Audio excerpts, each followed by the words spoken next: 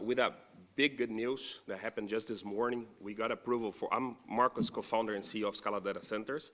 We got the approval for Scala AI City with 5 gigawatts of connection to the grid. So it's the largest campus by far in Latin America. And that gives you a sense of how the government, the local government is involved with the data center opportunity, leveraging everything that we have in Brazil in terms of infrastructure. As of today, we have about 12 gigawatts of power available on the grid in the transmission, and more than 6 gigawatts of power between this year and the next year, green generation that will be available without any other demand in the country that can consume that other than the data center. So we see this change on Brazil being someone that was more a passenger on the landscape for infrastructure, supporting only local demands, to a country that is really perceiving the opportunity to be a global leader in the AI, especially being a global hub for AI workloads. So last week we've been in Palo Alto with the Minister of Finance in a petit comité with vendors, the industry, investors, and the off-takers, and the Brazilian government announced a cut in the taxes, all the federal taxes cut by 0 for 5 years on importation of computer equipment and network equipment for data centers, which makes Brazil one of the most competitive places in the world to deploy GPUs and cloud capacity as of today. That will be followed by a cut on the state taxes as well, which is still 18%. But when you combine the cost of power that Brazil is able to deliver, roughly around 6 cents USD per kilowatt hour, plus how competitive the industry was already, one of the biggest constraints that we had so far was the importation taxes. With that cut, Brazil is as competitive as any other market in North America. Our project, especially the Scala AI City, was born to support international workloads and to work like an extension, or virtual extension of Virginia. The idea is to deploy a subsea cable connecting the south part of the country to Virginia Beach, which will be able to deliver latencies around 70 milliseconds, which is more than enough for training workloads, but also for a big portion of the inferencing workloads. This is a huge project. We already have 2 hyperscale customers with 1 gigawatt reserved each on this campus, which can solve at least a short-term problem for Virginia, lack of capacity in the grid.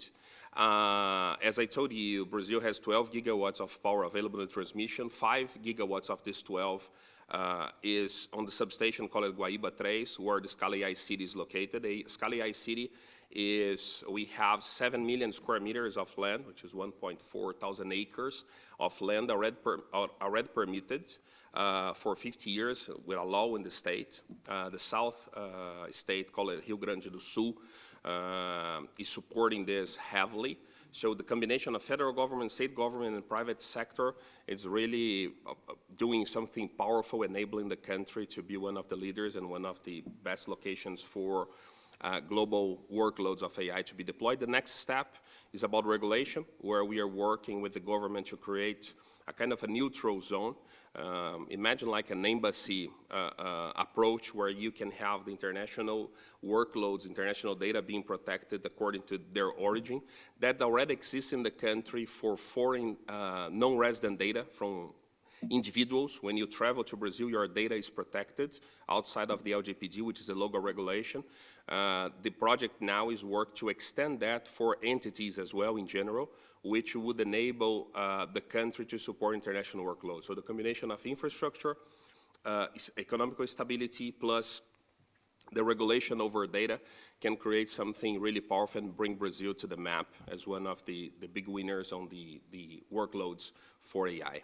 I think that's the update. We've seen a lot of movement from investors, a lot of capital going to the market.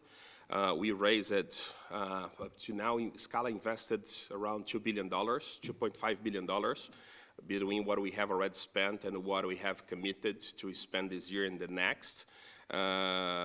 We have support of Digital Bridge, we have the World Bank, we have Lion Group, we have Co2, we have IMCO, and now we are seeing a big movement from pension funds and other sovereign funds looking to Brazil and Latin America as an opportunity to deploy capital. We are seeing, if we can extend from Brazil to Latin America, to give a quick update, we see Chile, a lot of movement in Chile. Amazon just announced a new region in Chile with three full availability zones being deployed there.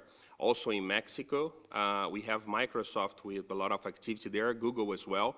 Meta is evaluating to bring computing capacity to the region as well. Today is more about networking capacity. They have a little amount of computing capacity deployed in the region, but they are evaluating more.